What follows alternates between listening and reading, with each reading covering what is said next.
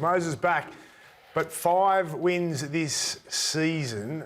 Should Ryles be under more scrutiny than what he's been under, or are we happy with the way they're tracking at the moment? Isn't he doing exactly what you want for a team in a rebuild? i.e., he's not worried about wins and losses. He's clearing out the players that he knows are not going to be there. Dylan Brown, he's open and saying the future is now. He's seeing what's there. And it's a honeymoon year, let's be honest. The first-year coach always gets a honeymoon. But isn't this the template of how all clubs in a rebuild should be doing it? I'm 100% with you. I think he's done an exceptional job, Jason Ryles. I think the 5 wins is irrelevant. You know, I think he copped so much flack early on in the season about the decision to move Gutho on and when things weren't working. And then, you know, I think things have started to turn. Yeah. And they mightn't have won 5 games, but they've been in a hell of a lot of them in the second half of the season. I think Jason Ryles has got that club going in the right direction. I questioned the Gutho call at the start of the year, but the more you see of Yongi, you kind of think, well, long term, he's probably made the right call. What I've really liked about Jason Ryles this year is that through a really difficult time, and when he could have easily lost his head, he kept composure. Yeah. He kept calm. I've rarely seen him lose his temper. And it's just been, it's given you an insight into obviously a bloke that's going to be around for a long time.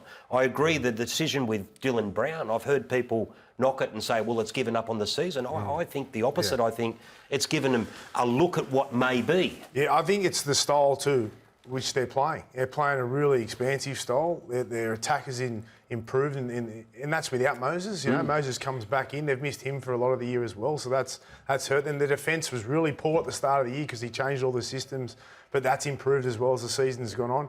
And you look at, and I said it earlier on in the year, you look at the Bulldogs with Cameron Ciraldo, and he culled a lot of players, and they went 10 steps backwards before they started this run to get to where they are now. And I see a comparison there with Ryles. But I think the big question is, Ryles has culled a lot, and it is a comparison to Ciraldo. They've probably taken a couple of steps back. He's got rid of Gutho, RCG, Cartwright, Madison today. So who's coming in? Do we know? Who do they need? Who should they look for? Is there... Are we concerned about next year if he hasn't bought too many players? I think even with the players that they have and some of the juniors that they do have coming through, I think they will grow as a team. Like Yongi's only going to get better, isn't he? Of course. Yes. Papali's going to get better. Good. Yes. They've got Talon De Silva that's come to the club now.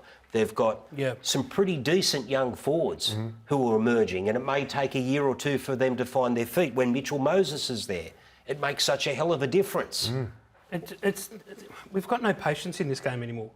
Rebuilds take time, as you said, Dan. They take. Hey, there is no patience in this game. Well, but there needs to be. Patience this year, Webby, won't be patience next year. I get that. But let me say this: you look at what, like, I know Ricky and the relationship that he has with Donny Ferner and Canberra is different, but is it a classic example of a coach not coaching for his future? That he can actually build and build his squad and get to what he needs in, not worried that he's got a coach to make sure he doesn't get sacked at the end of the season. And I think that's a real value that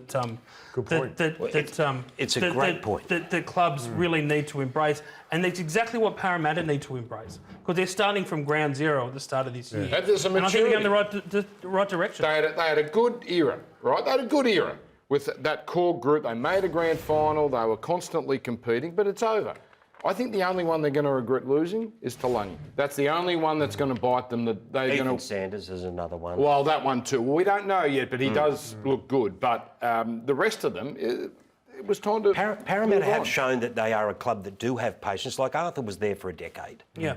You know, and you talk about that decision, the comparison with the Raiders, and Fogarty's a great example, because that's a Ricky not coaching for his future. They wanted to give 2 years at the most. Manly offered 3. They weren't willing to go down that path. Ryles has to make choices that he thinks are for the long term. Gutherson's a good one that he did. All right, for the Roosters, Townsend is out and Smith is in. But do the Roosters regret their selection last week of Chad Townsend and not going with Sandon Smith? How could that come back to bite them? Well, it could.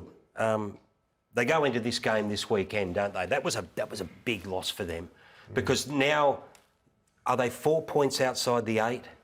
They go 2 points outside. They could be 4 at the end of the weekend, and trying to catch that up with the season dwindling away. I don't know. I just think it was proven to be wrong. I thought it was strange. I really did. I was surprised by it. I thought, why? Is Sandon injured? I thought. I know Hugo is. I see him around my area. I know he's out and I knew he wasn't playing, but I thought Sandon must be injured. You know, no disrespect to Chad, you know, but I think his days in first grade are gone, right? And I hate saying that because he's a great guy and he's had a great career, but Sandon is a quality player. Yeah, they may not be keeping him next year given what's happened with DCE and all that, but that was a critical game. It was one that they really needed to win against the side they could have beat. And it was a big risk, and I think, you know, obviously it was a failure. But I'm just thinking the repercussions of that in a few weeks' time could be severe. Well, even this week, like if the Sharks beat the Rabbitohs, as you probably suspect they will, and if Manly would have pulled off an upset against the Bulldogs, that puts them in a position where they're going to be pushing it uphill to try and make the 8. Well, they're 2 points out of the 8, but to your point, because their for and against is the worst of that group of 4. So they're effectively 2 wins outside the 8. So